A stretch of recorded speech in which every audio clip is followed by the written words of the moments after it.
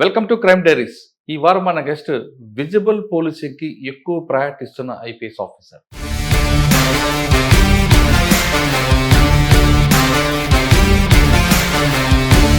పేరు Vakul Jindal, superintendent of police Vijay.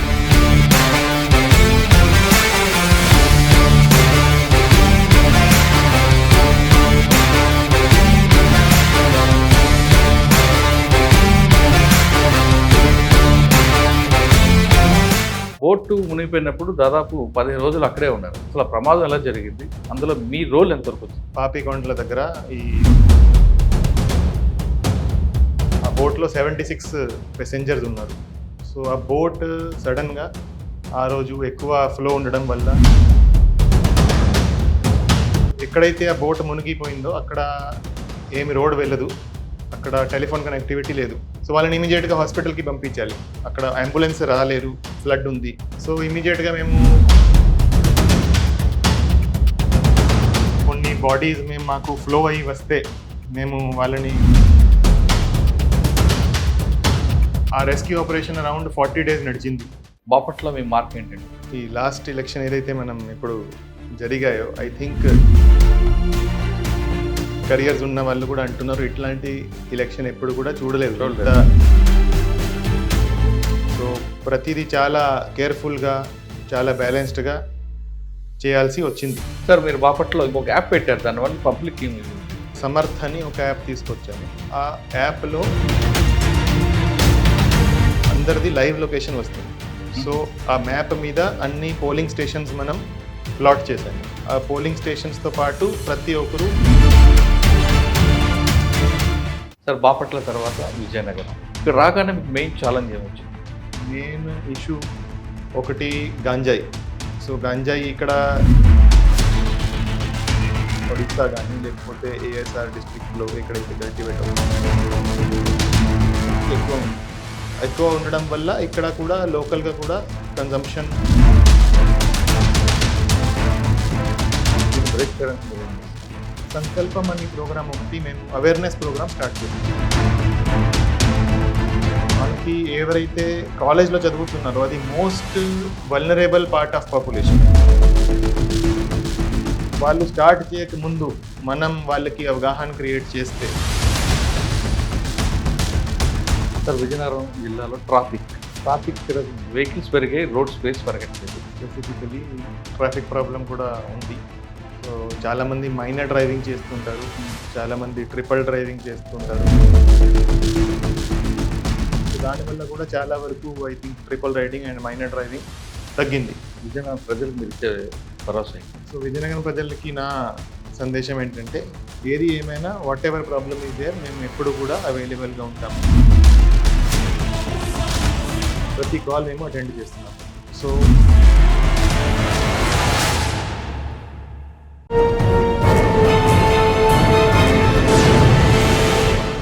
Welcome to crime diaries. ఈ వారం మన గెస్ట్ విజిబుల్ పోలీసింగ్ కి ఎక్కువ ప్రయారిటీ ఇస్తున్న ఐపీఎస్ ఆఫీసర్. పేరు Vakul Jindal, superintendent of police Vizianagaram. Vakul sir గతంలో బాపట్లో పనిచేస్తున్నప్పుడు కూడా అక్కడ కూడా విజిబుల్ పోలీసింగ్ ఎక్కువ ప్రయారిటీ ఇచ్చారు.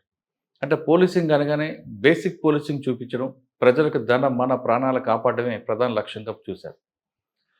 బాపట్లో పనిచేసిన సమయంలో ఎలక్షన్ కమిషన్ చాలామంది ఆఫీసర్లని ట్రాన్స్ఫర్ చేసింది, కానీ కొంతమందిని మాత్రం ట్రాన్స్ఫర్ చేయలేదు. ఎందుకంటే వాళ్ళ వర్క్ స్టైల్ నచ్చి.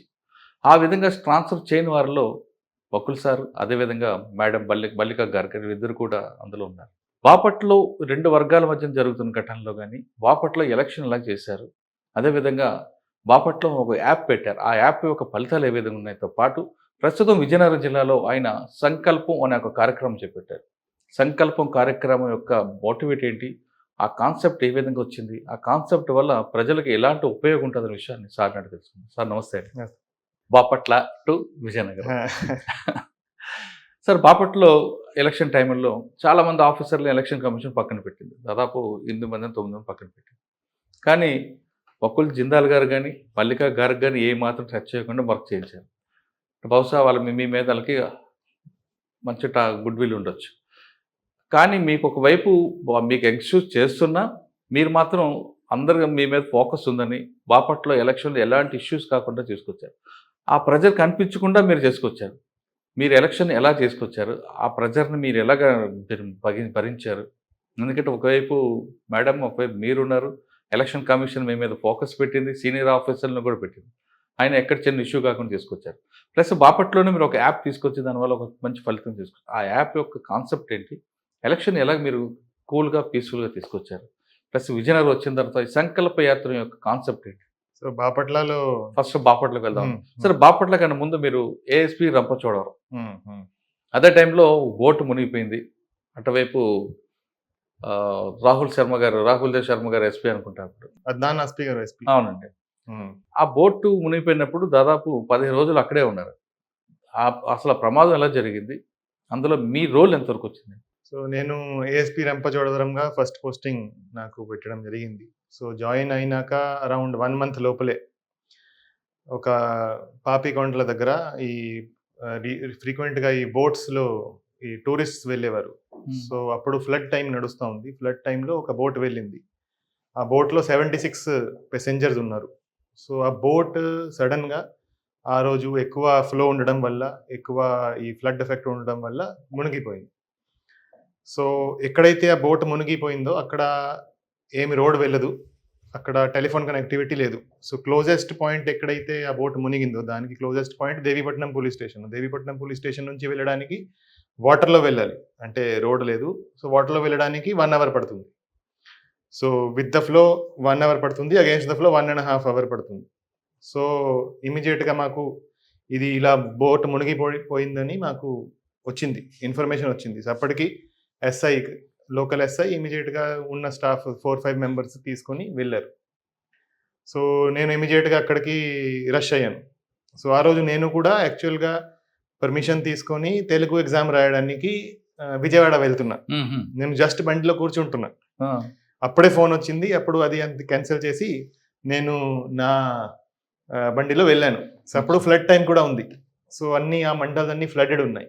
సో మా బండి కూడా దారిలో ఆగిపోయింది. అంటే మా బండి కూడా వాటర్‌లో ఆగిపోయింది.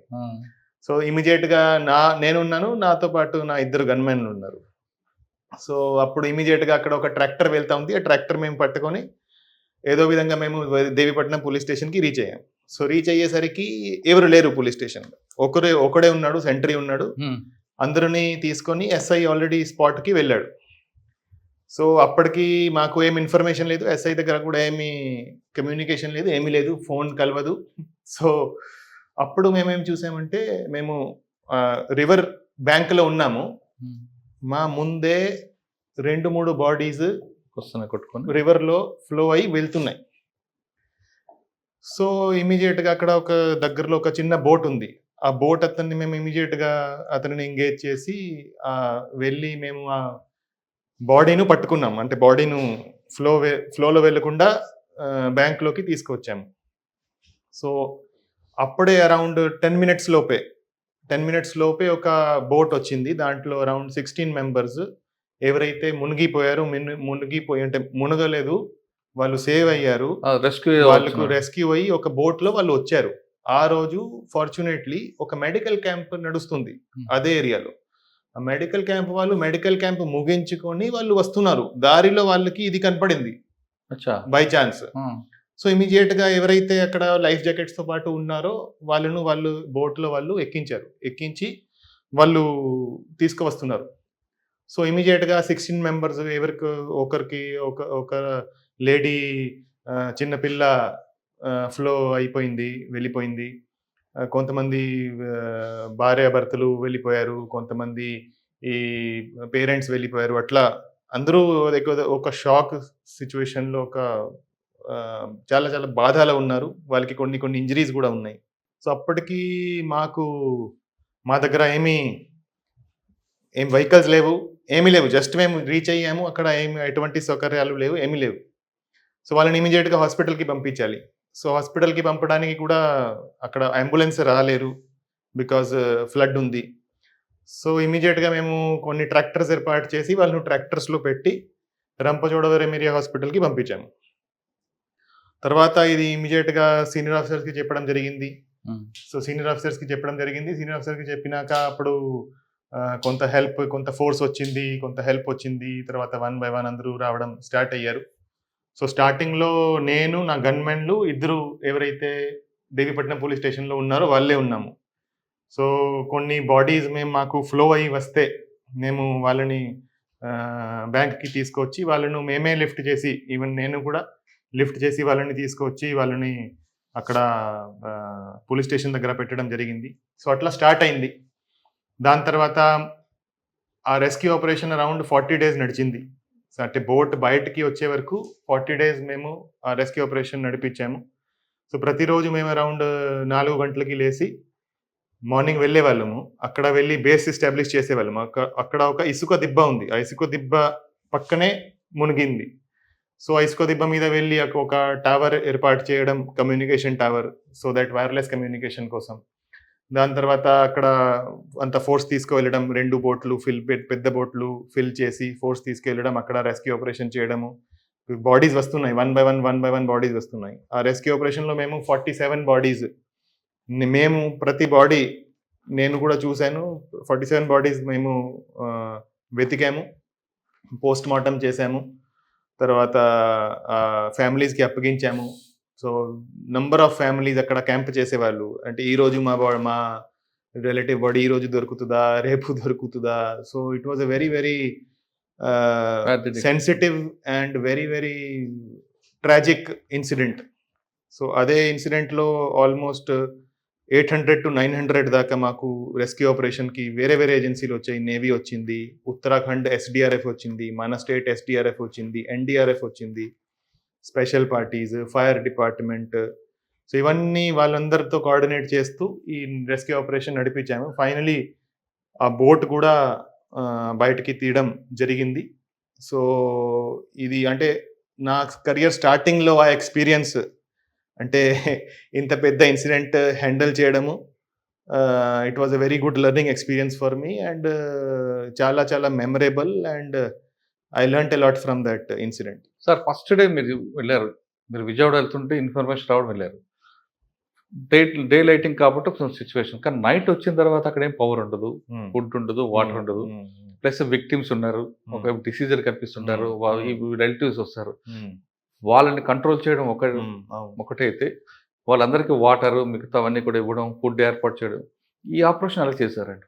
First day, second day, third day, fourth day అంటే ఇంక మొత్తం మెన్ పవర్ వస్తుంటుంది, మీకు ప్రాబ్లం ఉండదు, అసలు కరెంట్ కూడా ఉండదు, ఒకవైపు మావోయిస్ట్ ఎఫెక్టెడ్ ఏరియా. సో అది అంటే చాలా కష్టమైంది.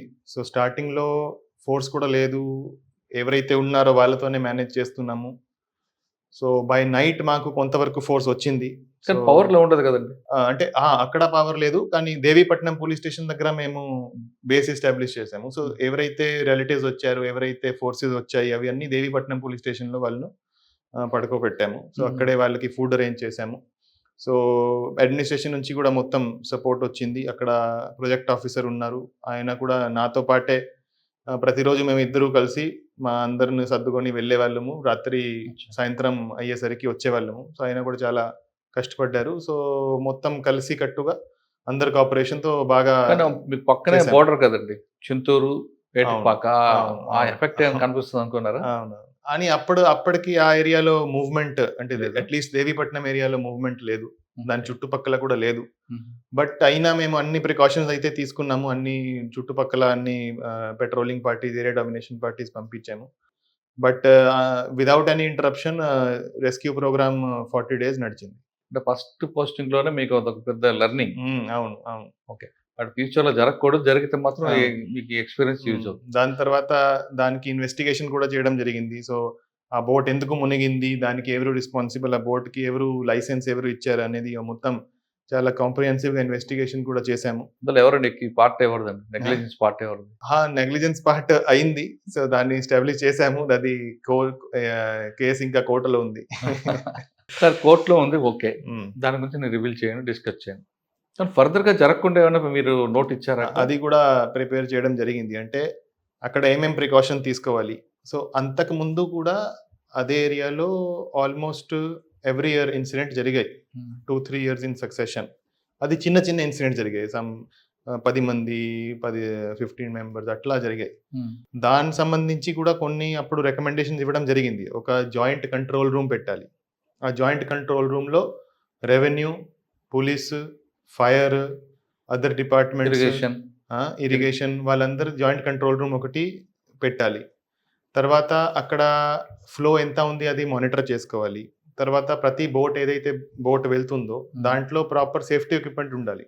ప్రాపర్ లైఫ్ బాయ్స్ ఉండాలా, రోప్స్ ఉండాలి, లైఫ్ జాకెట్స్ ఉండాలి. సో అవన్నీ ఇన్ష్యూర్ చేయడము, ఎవరైతే ఎక్కుతున్నారో బోట్ అప్పుడు అందరికీ వేయించి వాళ్ళని పంపించడము, ఇవన్నీ తీసుకోవాల్సిన ప్రికాషన్స్.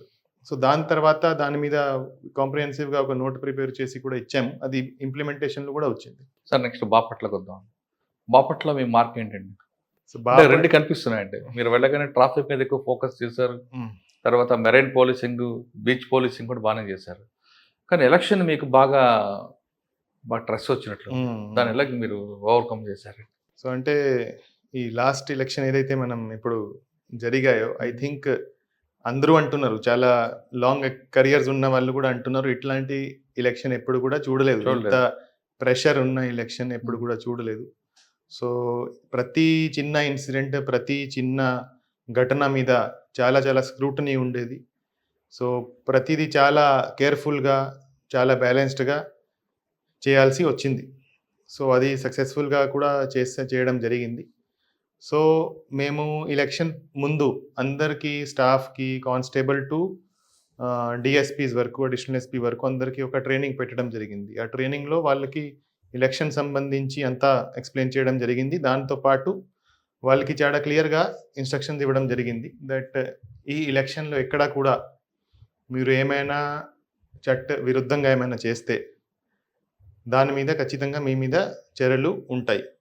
ఏమైనా మీరు చేస్తే అది మీరు దాచిపెట్టలేదు, అది ఖచ్చితంగా బయటికి వస్తుంది. బయటికి వస్తే ఖచ్చితంగా మీ మీద యాక్షన్ కూడా ఉంటుంది. సో ఏదైతే మీరు చేస్తారో, నాకు అతను చెప్పాడు, నాకు ఈ ఇన్ఫ్లుయెన్స్ వచ్చింది, ఆ ఇన్ఫ్లుయెన్స్ వచ్చింది, మీరు ఏం చెప్పినా తర్వాత అది ఏది కూడా చెల్లదు. సో ఏదైతే మీరు చేస్తారో మీరు మీ రిస్క్ మీద చేస్తారు. మీరు చాలా జాగ్రత్తగా చేయాలి. ప్రతి చోట వీడియోగ్రఫీ ఉంటుంది, ప్రతి చోట మీడియా వాళ్ళు ఉంటారు. Everything you do is under constant watch. And ఏదైనా మీ మీద అడ్వర్స్ వస్తే ఖచ్చితంగా దాని మీద ఫేర్గా ఎంక్వైరీ చేసి మీ మీద యాక్షన్ తీసుకోవడం జరుగుతుంది. సో దాంతో చాలామంది అందరూ చాలా ఒక టీమ్గా ఏర్పడి చాలా బాగా పనిచేశారు, చాలా హార్డ్ వర్క్ చేశారు. అండ్ మాకు ఎలక్షన్ రోజు కూడా కొన్ని మేము పెద్ద పెద్ద ఇన్సిడెంట్స్ అవాయిడ్ చేయగలిగాము, ఆపగలిగాము. ఏమిటండి? ఒకటి, చీరాల ఎప్పుడు కూడా సెన్సిటివ్గా ఉంటుంది. సో చీరాలలో ఇద్దరు కంటెస్టెంట్స్ మధ్య ఆల్మోస్ట్ ఫైట్ స్టార్ట్ అవబోతుంది. సో అది మేము కరెక్ట్ టైంకి వాళ్ళను హౌస్ అరెస్ట్ చేసి, వాళ్ళ ఫాలోవర్స్ను హౌస్ అరెస్ట్ చేసి ఆపగలిగాము. సో అది ఒకసారి స్టార్ట్ అయితే ఎక్కడ వరకు పోతుంది, ఎలా పోతుంది, అది కంట్రోల్ ఉండదు. సో అది మాకు కరెక్ట్ టైంకి మాకు ఇన్ఫర్మేషన్ వచ్చింది, కరెక్ట్ టైంకి దాని మీద యాక్ట్ చేసాము అండ్ అది కంట్రోల్ చేయగలిగాము. ఓకే. అదేవిధంగా అద్దంకి నియోజకవర్గంలో కూడా అది ఒక ఫ్యాక్షన్ రిడన్ ఏరియా. అక్కడ కూడా ఒక పార్టీ క్యాండిడేట్ని అదర్ పార్టీ సపోర్టర్స్ కొంతమంది సరౌండ్ చేశారు, చాలా ఎక్కువ మంది. అది కూడా మేము ఓన్లీ మాట్లాడుకొని, బోత్ సైడ్ లీడర్స్తో ఫోన్ మీద మాట్లాడుకొని మేము రిజాల్వ్ చేయగలిగాము, వాళ్ళని డిస్పర్స్ చేయగలిగాము. అక్కడ కూడా ఒక పెద్ద ఇన్సిడెంట్ అవర్ట్ అయింది. సో ఇట్లా నంబర్ ఆఫ్ ఇన్సిడెంట్స్ ఉన్నాయి, చిన్న చిన్న ఇన్సిడెంట్స్ ఎక్కడైతే మనకి బయట ఎవరికి తెలియలేదు, ఏమి దాని మీద పెద్ద ఇన్సిడెంట్ ఏమీ కాలేదు, ఎక్కడ అంటే చిన్న ఇన్సిడెంట్ కూడా కాలేదు, కానీ it could have easily converted in to a very very major incident also. So ఎప్పుడైతే మనకి మేజర్ ఇన్సిడెంట్ జరుగుతుందో అది ఇలాంటి చిన్న చిన్న ఇన్సిడెంటే మనం కంట్రోల్ చేయకపోతే, కరెక్ట్ టైంకి కంట్రోల్ చేయకపోతే జరుగుతాయి. ఓకే. సో అది ఐ థింక్ మేము సక్సెస్ఫుల్లీ చేయగలిగాము. సో దానివల్ల నాకు I feel very satisfied that it was done in a very very professional manner. Okay sir, మీకు బాపట్ల ఎంపీగా పోటీ చేసిన కంటెస్ట్ ఆయన ఎక్స్ పోలీస్ ఆఫీసర్, ఆయన నుంచి ఏమైనా ప్రెజర్ వచ్చిందా? లేదు ఈజ్ ఎ థారో జెంటల్మెన్. ఆ. ఆయన నుంచి మాకు ఎటువంటి ప్రెషర్ ఏమీ రాలేదు. సో ఫేవర్ అడగడం కానీ లేదు లేదు అసలు లేదు. కానీ రెండు పార్టీలు కూడా అంటే నేను కేవలం బాపట్ల కాకుండా ఎమ్మెల్యే క్యాండిడేట్లు కూడా రెండు కూడా స్ట్రాంగ్ పార్టీస్ ఉన్నాయి. అవును. రెండు ఏమైనా ప్రజలిచ్చారా లేదంటే ఇద్దరికి మీరు బయాస్ లేకుండా కరెక్ట్గా తీసుకొచ్చారు? అని వాళ్ళు ఇప్పుడు ఆల్మోస్ట్ అన్ని ఆల్ క్యాండిడేట్స్ నుంచి వాళ్ళకి ఎప్పుడైతే ఏదైనా ఇష్యూ వస్తే వాళ్ళు ఫోన్ చేసేవారు. సో ఫోన్ చేస్తే మేము ఇమీడియట్గా I use to talk to them. So వాళ్ళకి ఏం ఇష్యూ ఉందో వాళ్ళు అదర్ పార్టీ వాళ్ళు ఇది చేస్తున్నారు అది చేస్తున్నారు వాళ్ళు కంప్లైంట్ ఇస్తారు. దాని మీద మేము ఇమీడియట్గా యాక్షన్ తీసుకునేవాళ్ళు. ఈవెన్ ఎలక్షన్ డే కూడా lot of calls came. So both parties వాళ్ళు కాల్ చేశారు, ఇది జరిగింది, ఆ బూత్లో ఇది అవుతుంది అది అవుతుంది. సో ఇమీడియట్గా అక్కడ ఫోర్స్ పంపించి we are able to resolve the problems. So I think ఏ పార్టీ నుంచి ఎటువంటి అలిగేషన్ లేకుండా ఎటువంటి బయాస్ లేకుండా మేము కంప్లీట్ చేయగలిగాము. మీరిద్దరు మాట్లాడుకున్నారండి ఎలక్షన్ అప్పుడు మీరు మేడం? యా అంటే చాలా టాపిక్స్ మీద ఎక్కడైనా ప్రాబ్లం వస్తే వి యూస్ టు డిస్కస్. కోఆర్డినేషన్ ఇక్కడ ఏం చేస్తే బాగుంటుంది, ఎలా చేస్తే దాన్ని ఎలా డీల్ చేస్తే బాగుంటుంది. సో మేడం ను చాలా హై ప్రెషర్ డిస్ట్రిక్ట్ లో ఎలక్షన్ అయినాక వైలెన్స్ అయినాక పంపించారు. సో అది కూడా ఆమె చాలా ఒక ఛాలెంజ్ గా తీసుకున్నారు, చాలా హార్డ్ వర్క్ చేశారు. సో అంటే ఆ టైంకి అక్కడ వ్యవస్థ అంతా కొలాప్స్ అయిపోయింది. సో చాలా మంది ఆఫీసర్స్ ని సస్పెండ్ చేశారు. చాలా డిమారలైజ్డ్ ఉంది ఫోర్స్. కంట్రోల్ లేదు వ్యవస్థ మీద, ఎస్పీ ఆఫీస్ కంట్రోల్ లేదు. సో ఆ సిచ్యువేషన్లో పనిచేయడం చాలా చాలా కష్టమైంది, చాలా కష్టపడ్డారు. రాత్రి 12-12:30కి వచ్చేవారు, మళ్ళీ మార్నింగ్ 5:30-6కి వెళ్ళిపోయేవారు. సో బయట నుంచి చాలా ఫోర్స్ వచ్చింది. ఆ ఫోర్స్ను ఎఫెక్టివ్గా యూటిలైజ్ చేయడము, తర్వాత ఎలక్షన్లో ఏదైతే వైలెన్స్ జరిగిందో ఆ కేసెస్లో అందరినీ అరెస్ట్ చేయడము, ఈవీఎంస్ డిస్ట్రాయ్ అయ్యి సో ఆ ఈవీఎం డిస్ట్రక్షన్ మీద కేసెస్ ఇన్వెస్టిగేట్ చేయడము, మళ్ళీ ఈ కౌంటింగ్ ఉంది, కొన్ని రోజుల్లో కౌంటింగ్ ఉంది, కౌంటింగ్లో ఏం వైలెన్స్ లేకుండా చూడడము, దాని మీద ప్రివెంటివ్ యాక్షన్ తీసుకోవడము. సో ఇవన్నీ ఒకే టైంకి చేయడం చాలా చాలా it was a big challenge, but I think she was able to do it successfully. Madam మా సార్కి వచ్చాం మేడం, ఫస్ట్ ఆ జిల్లాకు వచ్చిన తర్వాత ఇష్యూ జరిగింది, తర్వాత మేడం అక్కడికి వచ్చారు. వచ్చిన తర్వాత బేసిక్ నుండి కూడా ప్రిపేర్ చేసుకుంటూ వచ్చారా అనేది ఉందండి, కరెక్ట్ అంటారా? అంటే ఆల్రెడీ జిల్లా ఎస్టాబ్లిష్ అయింది, ఎస్పీ ఆఫీస్ ఉన్నా ఇన్ అండ్ అవుట్ వాటర్ కూడా లేకుండా పరిస్థితులు ఉందంటున్నారు. వాస్తవమే. అంటే మన ఫౌండేషన్ చేసుకొచ్చారు. సో డిసిఆర్బి అంటే ఆల్మోస్ట్ ఎస్టాబ్లిష్ చేయడము, స్పెషల్ బ్రాంచ్ ఆల్మోస్ట్. అంతకుముందు ఒక ఆఫీసర్ ఉన్నారు కదండి, అది అప్పుడు ఉన్న పరిస్థితిలో ఏది కూడా సరిగా పని చేయడం లేదు. సో అంతా దిద్దాల్సి వచ్చింది. అంటే ఫౌండేషన్ వేసుకుంటూ వచ్చారు. ఆల్రెడీ ఎస్టాబ్లిష్ అయింది కాకుండా మళ్ళీ ఫ్రెష్గా ఫౌండేషన్ తీసుకొచ్చారు. సార్ మీరు బాపట్ల ఇంకొక యాప్ పెట్టారు, దానివల్ల పబ్లిక్ ఏం యూజ్ చేసింది? సో బాపట్ల మేము ఎలక్షన్లో ఒక యాప్ సమర్థ్ అని ఒక యాప్ తీసుకొచ్చాము. ఆ యాప్లో మనకి జిల్లాలో ఉన్న ప్రతి ఒక్కరిది, home guard, constable, ASI, SI, CI అందరిది లైవ్ లొకేషన్ వస్తుంది. సో ఆ మ్యాప్ మీద అన్ని పోలింగ్ స్టేషన్స్ మనం ప్లాట్ చేసాము. ఆ పోలింగ్ స్టేషన్స్తో పాటు ప్రతి ఒక్కరు ఎక్కడ ఉన్నారు, కరెంట్ లొకేషన్ ఎక్కడ ఉంది అది వస్తుంది. ప్రతి ర్యాంక్ది వేరే వేరే కలర్లో వస్తుంది. అండ్ పోలింగ్ స్టేషన్స్ కూడా 2 రకాల కలర్స్లో వస్తాయి. సో మనకి మానిటరింగ్కి చాలా చాలా ఈజీ అయింది. దట్ ఏ పోలింగ్ స్టేషన్ దగ్గర ఎంతమంది ఫోర్స్ ఉన్నారు, ఇప్పుడు ఏం చేస్తున్నారు, ఎక్కడైనా మనకి law and order problem start అయిందంటే ఇమీడియట్గా ఆ యాప్లో ఒక SOS బటన్ ఇచ్చాము. ఆ SOS బటన్ నొక్కితే మ్యాప్లో ఆ పర్సన్ రెడ్ కలర్ అయిపోతారు. అదేవిధంగా మనకి ఒక ఫోన్ కాల్ వస్తుంది, ఆటోమేటిక్ ఫోన్ కాల్ వస్తుంది, ఫలానా చోట ఒక ప్రాబ్లం జరుగుతూ ఉంది, ఇమీడియట్గా ఫోర్స్ పంపమని మనకి కాల్ వస్తుంది. ఒక SMS కూడా కంట్రోల్ రూమ్కి వస్తుంది. సో కంట్రోల్ రూమ్ నుంచి మనం ఇమీడియట్గా బటన్ ప్రెస్ అయినాక చూస్తాము అక్కడ చుట్టుపక్కల ఎవరెవరు ఉన్నారు, క్లోజెస్ట్ ఫోర్స్ ఎక్కడ ఉంది. సో ఆ క్లోజెస్ట్ ఫోర్స్ వాళ్ళకి ఫోన్ చేసి ఇమీడియట్గా ఆ ప్రాబ్లమాటిక్ ఏరియాకి పంపడం జరిగింది. సో దానికి మాకు చాలా ఉపయోగపడింది. అంటే నార్మల్గా ఎలక్షన్లో మన ఫోర్స్ చాలా డిస్ట్రిబ్యూటెడ్ ఉంటుంది, through out the district distributed ఉంటుంది. ప్రతి ఒక్క పోలింగ్ స్టేషన్ దగ్గర 2 ఒకరు కూడా ఉంటారు. సో ఏమైనా ప్రాబ్లం జరిగితే ఇమీడియట్గా మనకి కంట్రోల్ చేయగలిగిన ఫోర్స్ ఉండదు ఎలక్షన్లో. Because number of polling stations ఉంటాయి, స్ప్రెడ్ అవుట్ ఉంటుంది. సో ఎప్పుడైనా ఏమైనా ప్రాబ్లం జరిగితే నియరెస్ట్ ఫోర్స్ ఎక్కడ ఉంది, వాళ్ళు మినిమం టైంలో రీచ్ అవ్వగలగాలి. దానికి ఈ యాప్ చాలా చాలా ఉపయోగపడింది. సో దాంతో పాటు ఈ యాప్లో మేము ఎలక్షన్ కమిషన్ ఇచ్చిన అంత ట్రైనింగ్ మెటీరియల్ కూడా పెట్టాము. సో ఎవరికైనా ఏమైనా ఎప్పుడైనా వాళ్ళు చెక్ చేయాలంటే, ఏమైనా రూల్ చెక్ చేయాలంటే, ఏమైనా ఈ సిచ్యువేషన్లో ఏం చేయాలని చూడాలంటే ఇమీడియట్గా చూసుకోవచ్చు. అదేవిధంగా ఎలక్షన్ సంబంధించి ఏదైతే మనకి పిటిషన్స్ వస్తుంటాయి, ఆ పిటిషన్స్ సంబంధించి ట్రాకింగ్ కూడా దాంట్లో పెట్టాము. అంటే ప్రతి ఒక్క ఆఫీసర్కి మనం ఎండార్స్ చేస్తాము, దాని మీద ఎంక్వైరీ చేసి వాళ్ళు రిప్లై ఇస్తారు, యాక్షన్ తీసుకుంటారు. అది కూడా లైవ్ మానిటరింగ్కి ఒక డాష్ బోర్డ్ ఇవ్వడం జరిగింది. సో దాంతోపాటు ఈ SOS బటన్ పెట్టడం జరిగింది. సో ఇది మాకు చాలా చాలా ఉపయోగపడింది. సో దీనివల్ల ఎలక్షన్ రోజు ఇది యూజ్ చేసాం, ఎలక్షన్ ముందు యూజ్ చేసాం, కౌంటింగ్ రోజు కూడా యూజ్ చేశాం. సో ఆల్మోస్ట్ 4,000 మంది మా జిల్లాలో ఈ యాప్ను యూజ్ చేశారు. సో దానివల్ల మాకు ఇన్ఫర్మేషన్ ఫ్లో చాలా త్వరగా వచ్చేది. అంటే నార్మల్ సర్కమ్స్టాన్సెస్లో ఎక్కడో ప్రాబ్లం స్టార్ట్ అవుతుంది, అది మనకి ఎస్పీకి తెలియడానికి టైం పడుతుంది. దీంట్లో ఇమీడియట్గా అతను ఫోన్లో లాగ్డ్ ఇన్ ఉంటుంది యాప్, ఇమీడియట్గా బటన్ నొక్కితే మనకి కంట్రోల్ రూమ్లో ఎస్పీకి తెలిసిపోతుంది. సో ఇమీడియట్గా ఫోర్స్ పంపించవచ్చు. సో దానివల్ల కూడా మేము చాలా ప్రాబ్లమ్స్ అవాయిడ్ చేయగలిగాము.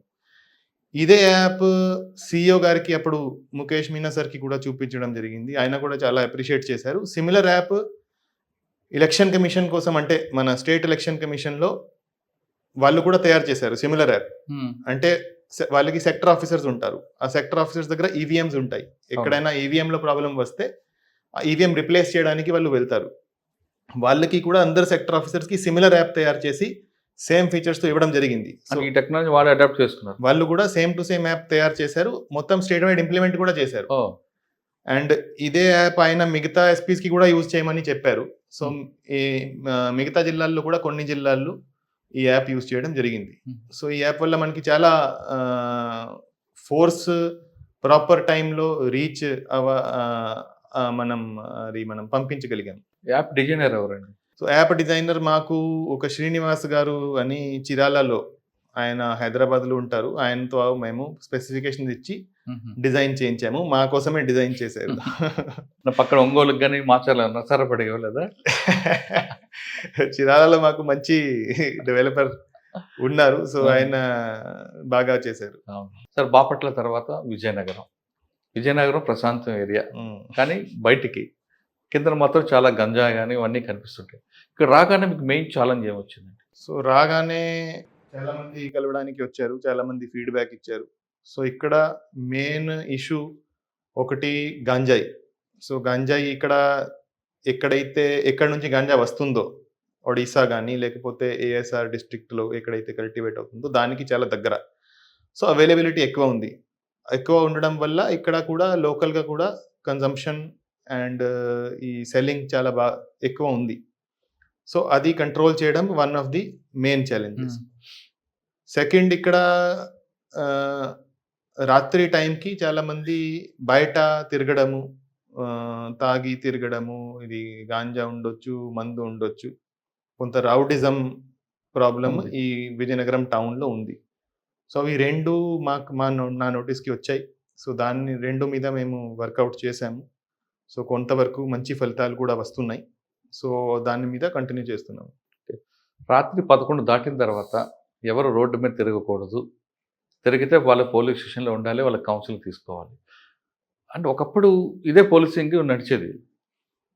ఒక 10 years బ్యాక్ 20 years బ్యాక్ వరకు అర్ధరాత్రి ఎవరు తిరిగినా వాళ్ళు ఖచ్చితంగా పోలీస్ స్టేషన్లో ఉండాలి. సినిమాకి వెళ్తే సినిమా టికెట్ చూపించాలి, అంటే ప్రూఫ్ చూపించాలి, లేదా పోలీస్ స్టేషన్లో కూర్చోవాలి, మార్నింగ్ లేచి వెళ్ళాలి ఒకప్పుడు. ఇప్పుడు సోషల్ మీడియా ఇవన్నీ వచ్చింది, ప్లస్ ఎడ్యుకేషన్ కూడా బాగా పెరిగింది, పబ్లిక్ నాలెడ్జ్ పెరిగింది.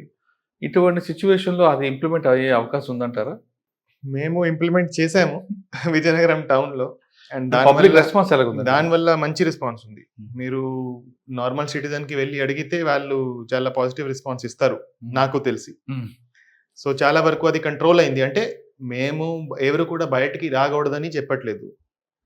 Without valid reason, without any specific reason బయట అనవసరంగా బయట ఎవరు కూడా తిరగకూడదు. సో నేను జాయిన్ అయినాక ఇక్కడ రాత్రి ఇట్లాంటే తిరిగే బ్యాచ్ 2-3 ఇన్సిడెంట్స్ జరిగాయి. చిన్న చిన్న కొట్టుకుటాలు, స్నాచింగ్లు, చిన్న చిన్న ఇష్యూస్. సో దట్ మీన్స్ అంటే దాంతో నాకు అర్థమైంది ఏంటంటే ఇది ప్రాబ్లం ఎవరైతే అందరూ చెప్తున్నారో ప్రాబ్లం ఉంది, ఇన్సిడెంట్స్ కూడా జరిగాయి, వాళ్ళను ఖచ్చితంగా కంట్రోల్ చేసుకోవాలి. సో చాలా మంది రాత్రి ఆర్ ఎర్లీ మార్నింగ్ బయట రావడానికి భయపడేవారు. సో అటువంటి పరిస్థితి ఎక్కడా కూడా ఉండకూడదు. సో బయటకి ఎవరైనా తిరిగితే వాళ్ళు ప్రాపర్ మేనర్లో తిరగాలి, ఎవరికి మిగతా వాళ్ళకి ఇబ్బంది పెట్టకుండా తిరగాలి. బయటకి వచ్చి ఎవరికైనా ఇబ్బంది పెడితే మాత్రం, ఎవరికైనా ఏమైనా క్రైమ్ చేస్తే మాత్రం దెన్ చట్టపరమైన చర్యలు ఉంటాయి. నెల్లిమర్ల నుంచి విజయనగరం ఎంటర్ అవుతున్నప్పుడు బైపాస్ రోడ్డు, ఆ రోడ్ ఒకటి. నెక్స్ట్ విజయనగరం నుండి విజయనగరం టౌన్లోకి ఎంటర్ అవుతున్నట్టు ఒక బైపాస్. ఈ 2 రూట్లో కూడా ఎక్కువగా సాయంత్రం 7 తర్వాత బైక్ రేసులు చేస్తూ, ఎక్కువ ఈవిటీజింగ్ చేస్తూ ఇల్లీగల్ యాక్టివ్స్ అవుతున్నది పబ్లిక్ కంప్లైంట్. అది కూడా కంట్రోల్ అయింది. బైక్ రేసెస్ చాలా ఎక్కువ అయ్యేవి రాత్రి 11 తర్వాత. సో అది చాలా వరకు కంట్రోల్ అయింది. ఇంకా కూడా ఎక్కడైనా ఉంటే మేము కంటిన్యూస్ గా దాని మీద ఫోకస్ చేస్తున్నాం. సైలెన్సర్ పెట్టుకొని సౌండ్లు పెడుతూ డిస్టర్బ్ చేస్తున్నారని కూడా కంప్లైంట్. అది దాని మీద మేము వర్కౌట్ చేస్తున్నాము. అది త్వరలోనే ఇట్ విల్ దానికి కూడా యాక్షన్ ఉంటుందా? ఓకే. అంటే రాత్రి 11 దాటాక ఎవరు తిరగద్దును కాదు, కానీ తిరిగితే మాత్రం ఎవిడెన్స్ ఉంటుంది. తిరిగితే మాత్రం ఏదో రీజన్ ఉండి రావాలి, అన్నెసరీ రాకూడదు.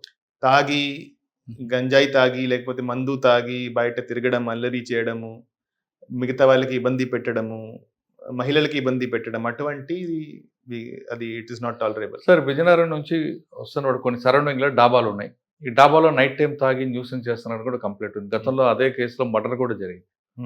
అటువంటి జరగకుండా మీరేం యాక్షన్ తీసుకుంటున్నారు? సో అది కూడా ఇప్పుడు డాబాల దగ్గర ఒకటి లిక్కర్ సర్వ్ చేయకూడదు అనేది మేము ఇంప్లిమెంట్ చేస్తున్నాము. సెకండ్, ఎవరు కూడా అనవసరంగా రాత్రి టైంకి తాగి తిరగకూడదని. సో దాని కిందనే ఇది కూడా వర్కౌట్ చేస్తున్నాం. మీరు చెప్తున్నట్టుగా గాంజా ఎస్కోటా కారిడార్ కనిపిస్తుంది, ట్రాన్స్పోర్ట్ కారిడార్. దీన్ని బ్రేక్ చేయడానికి మీరు ఏం చేస్తున్నారు?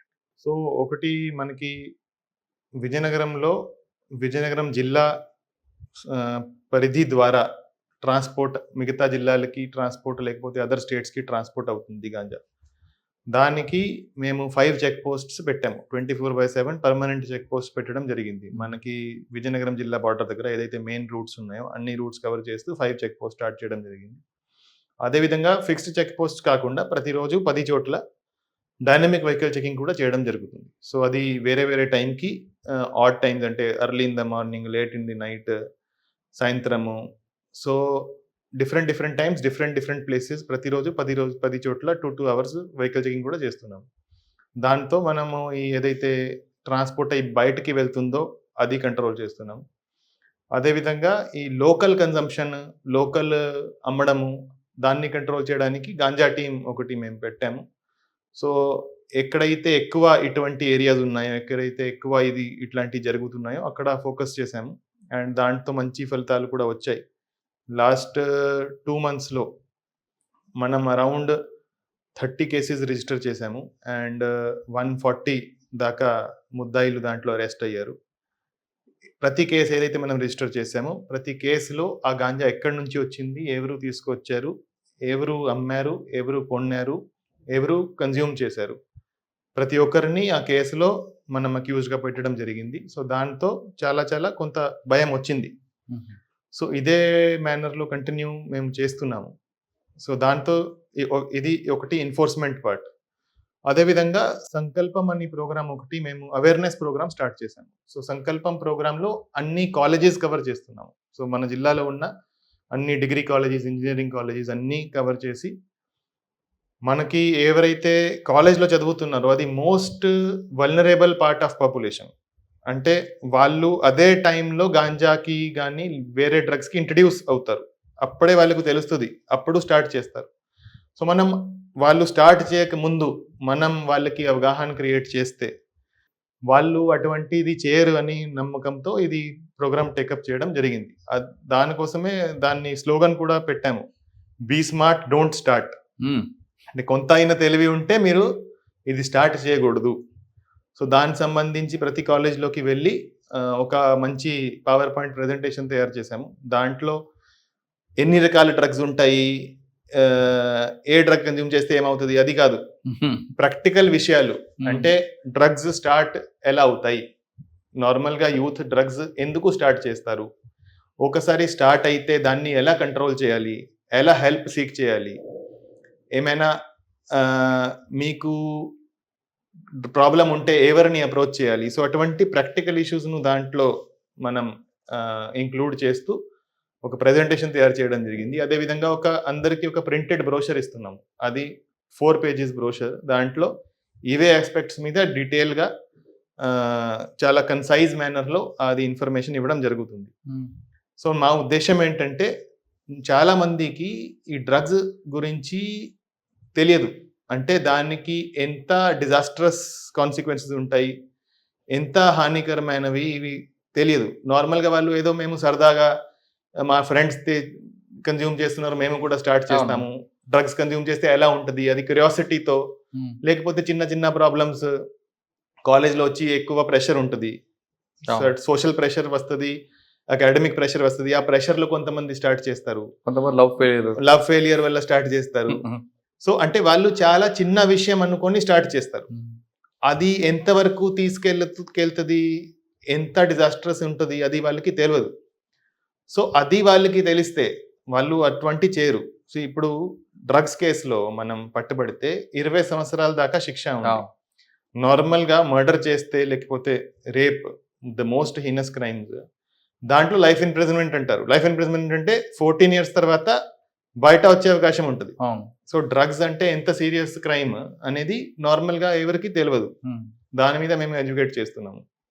ఆల్రెడీ దానికి అడిక్ట్ అయి ఉన్నారు అనుకోండి కొంతమంది. సో దానికి డి అడిక్షన్ సెంటర్ ఇక్కడ ఇక్కడ ఆల్రెడీ నడుస్తూ ఉంది గవర్నమెంట్ హాస్పిటల్లో. దానికి కొంతమందిని మేము అడ్మిట్ కూడా చేయించాము. సో వాళ్ళకు ఎవరైతే అడిక్ట్ అయి ఉన్నారో వాళ్ళకి హెల్ప్ చేస్తున్నాము. ఎవరైతే జస్ట్ స్టార్ట్ చేశారో వాళ్ళు ఎడ్యుకేట్ అయ్యి వాళ్ళు వదిలేస్తారు మేము ఆశిస్తున్నాము. సో ఎవరైతే స్టార్ట్ చేయలేదో వాళ్ళు స్టార్ట్ చేయకూడదు. అదే మెయిన్ ఉద్దేశం ఈ ప్రోగ్రామ్ది. సో అందరికీ అవగాహన ఉంటే ఖచ్చితంగా వాళ్ళకి కొంతైనా తెలివి ఉంటే ఎవరు కూడా అన్ని తెలిసినాక ఎవరు కూడా చేయరు. నార్మల్గా ఇప్పుడు మనకి ఏమైనా జాబ్ వస్తే పోలీస్ వెరిఫికేషన్ ఉంటుంది, అది ఎవరికి తెలియదు. ఏమైనా పాత క్రిమినల్ చిన్న చిన్న ఈ డ్రగ్ కేసు ఉంటే, లేకపోతే ఏమైనా చిన్న చిన్న బాడీలీ అఫెన్స్ కేసు ఉంటే, పెట్టి కేసులు ఉంటే, అది దానివల్ల మనకి జాబ్ వచ్చినాక కూడా వాళ్ళు మనకి తీసుకోరు. పోలీస్ వెరిఫికేషన్లో కేసు వస్తుంది, వాళ్ళు యాక్సెప్ట్ చేయరు. సో అది కూడా వాళ్ళకి చెప్తున్నాము, మీరు ఏమైనా డ్రగ్స్ కన్జ్యూమ్ చేసి ఏమైనా పట్టుబడితే, లేకపోతే డ్రగ్స్ కోసం డబ్బు కావాలి, ఆ డబ్బు కోసం కొంతమంది చిన్న చిన్న క్రైమ్ స్టార్ట్ చేస్తారు. సో దానివల్ల మీరు ఏమైనా క్రైమ్ చేస్తే మీ జీవితం నాశనం అయిపోతుంది, మీ ఫ్యూచర్ నాశనం అయిపోతుంది అని కూడా ఎడ్యుకేట్ చేస్తున్నాము. సో మా నమ్మకం ఏంటంటే ఇదంతా తెలిసినాక ఎవరైతే స్టార్ట్ చేయలేదో వాళ్ళు చేయరు. అంటే మీ ఆబ్జెక్టివ్ మంచిది కనిపిస్తుంది, అది ఇంప్లిమెంట్ అవుతుందా అన్నది. ఖచ్చితంగా అవుతుంది. ప్రతి ఒక్కరు ఒక రేషనల్ హ్యూమన్ బీయింగ్. ప్రతి ఒక్కరు ప్రతి పని చేసే ముందు కొంత అయినా ఆలోచిస్తారు. సో కొంత అయినా ఆలోచన ఉంటే ఖచ్చితంగా దాని మీద దాని ఇంపాక్ట్ అవుతుంది. కానీ విజయనగరం జిల్లాలో ఎక్కువగా ఈవి టీచింగ్ కేసులు ఎక్కువ అవుతుంటాయి. అంటే మీ కేసులు పోలీస్ స్టేషన్కి వచ్చి కొన్ని ఉంటాయి, రాకుండానే కొన్ని కాంప్రమైజ్ అవుతుంటారు. వాటి మీద మీరు ఏమైనా షీ టీమ్స్ లాంటివి కానీ డెక్కా ఆపరేషన్లు కానీ చేస్తుంటారు? సో ఇప్పుడు నేను వచ్చినాక విజయనగరం టౌన్ వరకు షీ టీమ్స్ ఒకటి మేము స్టార్ట్ చేశాము. సో మీరు చెప్పినట్టు సాయంత్రం టైంకి, అదేవిధంగా కొంతమంది రాత్రి టైంకి కూడా ఈవ్ టీజింగ్ జరుగుతూ ఉంటుంది. సో ఈవ్ టీజింగ్ కంట్రోల్ చేయడానికి షీ టీమ్స్ స్టార్ట్ చేయడం జరిగింది. అది కూడా మంచి ఫలితాలు ఇస్తూ ఉంది. సో అదేవిధంగా ఈ పాక్సో కేసెస్ కూడా మనకి చాలా జరుగుతుంటాయి. చాలామంది ప్రేమలో పడి ఎలోప్ అవ్వడము, దాని తర్వాత వాళ్ళ మీద పాక్సో కేసు రిజిస్టర్ అవ్వడము, అరెస్ట్ అవ్వడం జరుగుతూ ఉంది. సో చాలామందికి ఈ పాక్సో యాక్ట్ సంబంధించి వాళ్ళకి తెలియదు. అంటే లెస్ దెన్ 18 years ఉంటే ఎవరైనా కూడా ఈ సెక్షువల్ ఇంటర్ కోర్స్ చేస్తే దాని మీద అది కన్సెంట్ ఉన్నా లేకపోయినా ఖచ్చితంగా ఇట్స్ ఎ క్రిమినల్ అఫెన్స్. దాని మీద కేసు నమోదు చేసి ఖచ్చితంగా అరెస్ట్ చేయాల్సిందే, ఖచ్చితంగా శిక్ష భరించాల్సిందే అనేది చాలా మందికి తెలియదు. దాని అవును. మీద కూడా మేము స్కూల్స్‌లో వెళ్ళి, కాలేజెస్‌లో వెళ్ళి అవగాహన కల్పిస్తున్నాము. సో దట్ ఇటువంటి తెలియకుండా ఇటువంటి యాక్టివిటీస్‌లో ఇటువంటి నేరాలు జరగకుండా మనం ఏమైనా ఎన్ష్యూర్ చేయగలుగుతాం. అంటే మీరు చెప్తున్నట్లుగా కొన్ని విజయనగరం టౌన్ కాకపోయినా చుట్టుపక్కల బొబ్బిలి, చీపురుపల్లి, గరివిడి ఈ ప్రాంతంలో తీసుకుంటే లేదా ఎస్కోట ఆ ప్రాంతంలో సినిమాల ప్రభావం, సీరియల్ ప్రభావం తెలీదు గానీ, ఎల్లోప్‌మెంట్ 10థ్ క్లాస్, 7థ్ క్లాస్ నుంచే లవ్‌లో పడడం, ఎల్లోప్‌మెంట్ అవుతుంటారు. ఆ 7థ్ క్లాస్ నుంచే వాళ్ళకి మనం క్లాసుల్లోకి వెళ్లి ఈ ఇష్యూ చెప్తే కొంచెం మార్పొచ్చే అవకాశం ఉంది కదండీ! ఖచ్చితంగా ఉంటుంది. అండ్ అది మేము ట్రై చేస్తున్నాము. హ్మ్. మేము రెగ్యులర్‌గా ఈ స్కూల్స్‌లో, కాలేజెస్‌లో మన మహిళా పోలీసులు వెళ్ళి, అదేవిధంగా మన పోలీస్ సిబ్బంది కూడా వెళ్ళి అవగాహన కల్పిస్తున్నారు. అండ్ దానివల్ల ఖచ్చితంగా I think it will have a lot of impact. Okay. Sir Vizianagaram జిల్లాలో ట్రాఫిక్ ఇక్కడ వెహికల్స్ పెరిగాయి. రోడ్ స్పేస్ పెరగట్లేదు. కానీ పబ్లిక్‌లో అవేర్‌నెస్ తీసుకురావాలి. పబ్లిక్‌లో ట్రాఫిక్ మీద ఎడ్యుకేట్ చేయడానికి మీరేం చేస్తున్న ప్లానింగ్? సో, విజయనగరం టౌన్‌లో స్పెసిఫికల్లీ ట్రాఫిక్ ప్రాబ్లమ్ కూడా ఉంది. సో, చాలామంది మైనర్ డ్రైవింగ్ చేస్తుంటారు. హ్మ్. చాలామంది ట్రిపుల్ డ్రైవింగ్ చేస్తుంటారు without licence, without number plate. So, దాని మీద మేము రెగ్యులర్‌గా డ్రైవ్ చేస్తున్నాము. సో, స్పెషల్ డ్రైవ్ నిర్వహిస్తున్నాము. సో, ఎవరైనా ఈ ట్రిపుల్ రైడింగ్ చేస్తే, మైనర్ డ్రైవింగ్ చేస్తే వాళ్ళ బండ్లు సీజ్ చేస్తున్నాము. బండ్లు సీజ్ చేసి పోలీస్ స్టేషన్‌లో పెట్టి నెక్స్ట్ డే వాళ్ళ తల్లిదండ్రులను పిలిపించి వాళ్ళకి హ్యాండ్ ఓవర్ చేస్తున్నాము. సో, దానివల్ల కూడా అంటే వాళ్ళకు మాట్లాడి వాళ్ళను కౌన్సెల్ చేసి అప్పుడు వాళ్ళకి బండి రిలీజ్ చేస్తున్నాము. సో, దానివల్ల కూడా చాలా వరకు I think triple riding and minor driving తగ్గింది. ఇక్కడ విజయనగరం జిల్లాలో ఇంకొక మెయిన్ ఇష్యూ ఉంటదండి. Rickshaw pullers. హ్మ్. వాళ్ళకి అవగాహన లేకపోవడం వల్ల చిన్న ఇంత గల్లీ ఉన్నా అందులో వాడు వెళ్తాడు. వాళ్ళతోనే ఎక్కువగా ప్రాబ్లమ్స్ వస్తుంటాయి. వాళ్ళకి ఎడ్యుకేట్ చేయడం ఏమైనా చేస్తున్నారా? సో, ఈ ఆటో డ్రైవర్స్, ఆటో ఒకటి, rickshaw pullers. Auto and rickshaw ఆ! ఇది చాలా పెద్ద ప్రాబ్లమ్. హ్మ్. సో, దాని మీద కూడా మేము ఆటో డ్రైవర్స్‌ను అందరిని ఒకరోజు పిలిపించి వాళ్ళతో మీటింగ్ పెట్టడం జరిగింది. నేను కూడా మాట్లాడాను. సో, వాళ్ళు ఎక్కడ కూడా అంటే నో పార్కింగ్ ఏరియాస్‌లో ఆపి పాసెంజర్స్ ఎక్కించడము. తర్వాత ట్రాఫిక్ రూల్స్ పాటించకపోవడము. ఆటో స్టాండ్ కాకుండా అన్ని చోట్ల పార్క్ చేసి చేయడము. సో, అవన్నీ చేస్తే వాళ్ళ మీద కఠినమైన చర్యలు ఉంటాయని వాళ్ళకి కూడా చెప్పడం జరిగింది. హ్మ్. Rickshaw pullers. రిక్షా పుల్లర్స్ ఇంకా చేయలేదు. సార్ మీకున్న సబ్ డివిజన్‌లో ఏది టిపికల్‌గా ఉందండి? హ్మ్. హ్మ్. విజయనగరం, చీపురుపల్లి, విజయనగరం సబ్ డివిజనే పెద్ద సబ్ డివిజన్. బొబ్బిలి. 3 దాంట్లో అండ్ అక్కడే క్రైమ్ కూడా ఎక్కువ అవుతుంటది.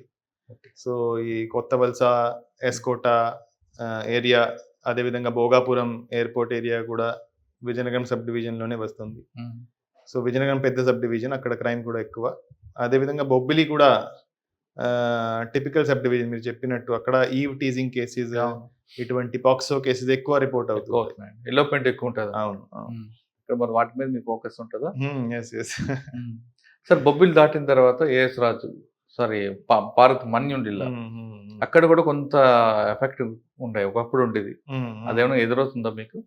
అది ఇప్పుడు as of now left wing extremism even పార్వతీపురంలో కూడా చాలా తక్కువనే ఉంది. Almost negligible. విజయనగరం జిల్లాలో అసలు లేదు.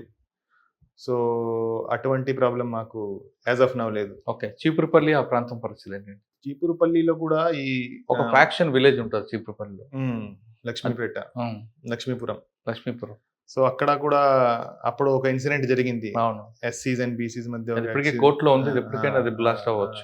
సో, అది ఉంది. దాని మీద కంటిన్యూయస్‌గా వాచ్ చేస్తున్నాము. ఆ కేస్ కూడా కోర్టులో నడుస్తుంది. ప్రతి వాయిదాకి మేము బందోబస్తు వేసుకుంటున్నాము. సో, వాళ్ళతో మాట్లాడుతున్నాము. అక్కడ మీటింగ్‌లు కూడా పెడుతున్నాము. బైండ్ ఓవర్ చేస్తున్నాము. సో, దాని మీద కంటిన్యూయస్‌గా మా వాచ్ ఉంటుంది.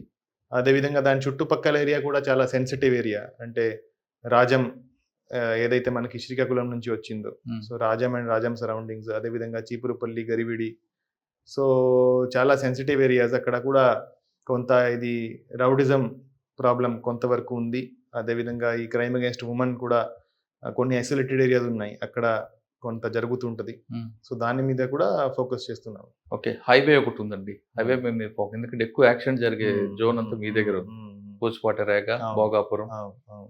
అదే ఇప్పుడు NH-16 ఒకటి మన జిల్లా ద్వారా పోతుంది. అదేవిధంగా NH-26 కూడా ఈ విజయనగరం బొబ్బిలి ద్వారా పోతుంది. సో 2 హైవేస్ మీద యాక్సిడెంట్స్ రెగ్యులర్‌గా జరుగుతున్నాయి. సో యాక్సిడెంట్స్ మనం ఎలా తగ్గించగలమో దాని మీద కూడా మేము స్టెప్స్ తీసుకుంటున్నాము. సో నార్మల్‌గా మనకి ఎక్కడైతే ఈ డిస్ట్రిక్ట్ రోడ్స్, చిన్న చిన్న రోడ్స్, విలేజ్ రోడ్స్ వచ్చి కలుస్తాయో హైవేకి, అక్కడ మనకి యాక్సిడెంట్స్ జరుగుతాయి. సో అవన్నీ రోడ్స్ మీద స్పీడ్ బ్రేకర్ పెట్టేటట్టు మేము చర్యలు తీసుకుంటున్నాము. అదేవిధంగా హైవే మీద కూడా జిగ్‌జాగ్ మేనర్‌లో బ్యారికేడ్స్ పెట్టి, లేకపోతే శాండ్ డ్రమ్స్ పెట్టి హైవే మీద వెళ్ళే వెహికల్స్ స్పీడ్ తగ్గించే విధంగా మేము చర్యలు తీసుకుంటున్నాము. దానివల్ల మనకి కొన్ని లాస్ట్ 3 మంత్స్‌లో కొంతవరకు యాక్సిడెంట్స్ తగ్గాయి. సో రాబోయే రోజుల్లో ఇంకా ఇంటెన్సిఫై అది చేస్తాము. అండ్ యాక్సిడెంట్స్ కూడా ఎలా తగ్గించాలో దాని మీద కూడా మేము వర్కౌట్ చేస్తున్నాం. ఓకే.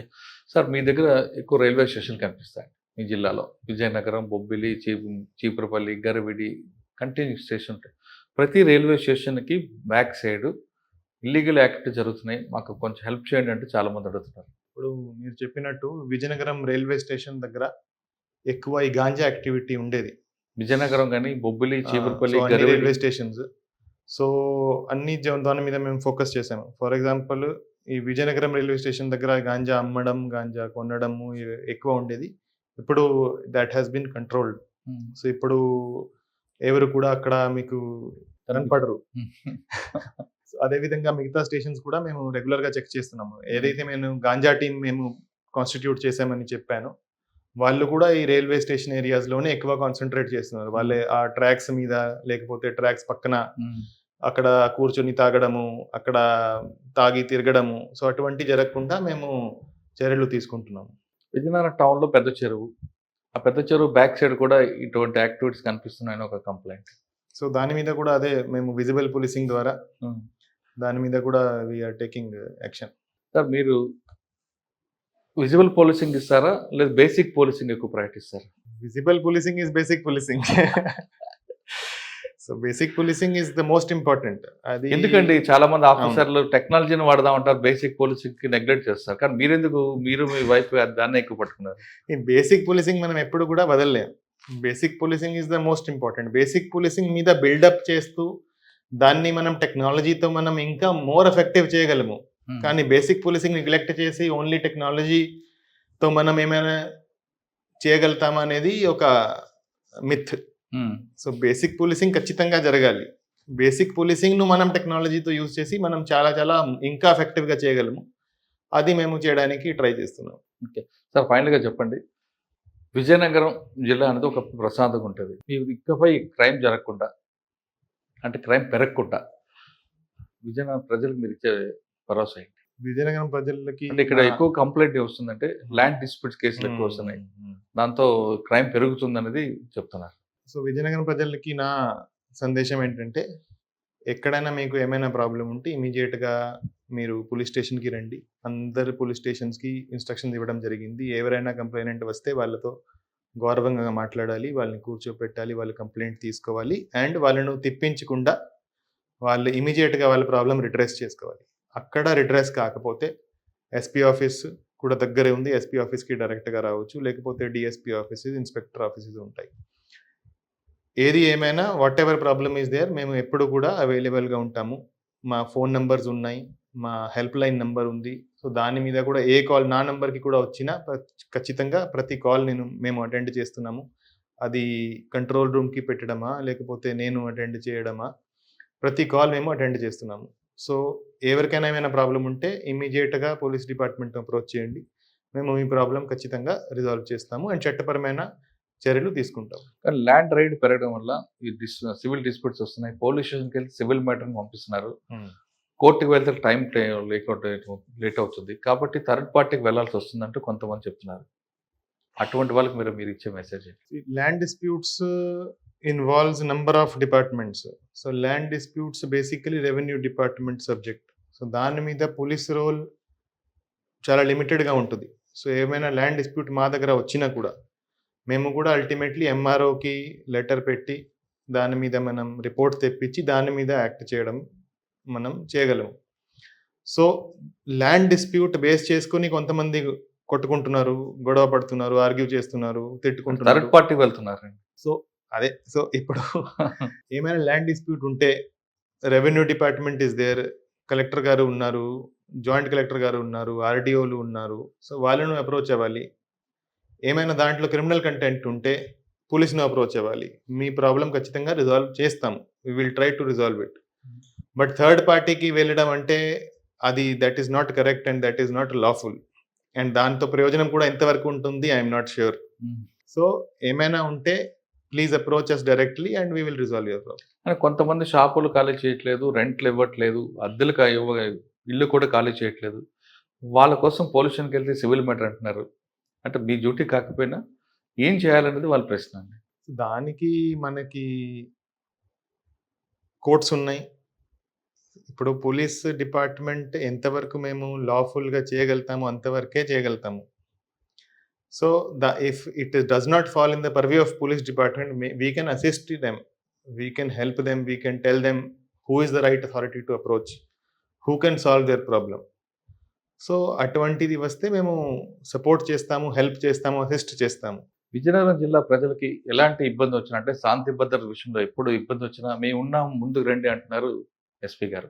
ఆయన చెప్తున్నట్లుగా ఎక్కడైనా ల్యాండ్ డిస్ప్యూట్ కానీ సివిల్ మ్యాటర్ వస్తే ఖచ్చితంగా కోర్టుకు వెళ్ళండి, కోర్టుకు వెళ్ళాలో ఎలా చేయాలనే విషయాల్ని పోలీసు సలహా ఇస్తారని చెప్తున్నారు. కానీ మీరు మరో రౌడీలకో గూండాలకో వెళ్తే తర్వాత వాళ్ళు చేసే పనులకి మీరే కేసులు ఇరుక్కుంటారంటూ అతను హెచ్చరిస్తున్నారు.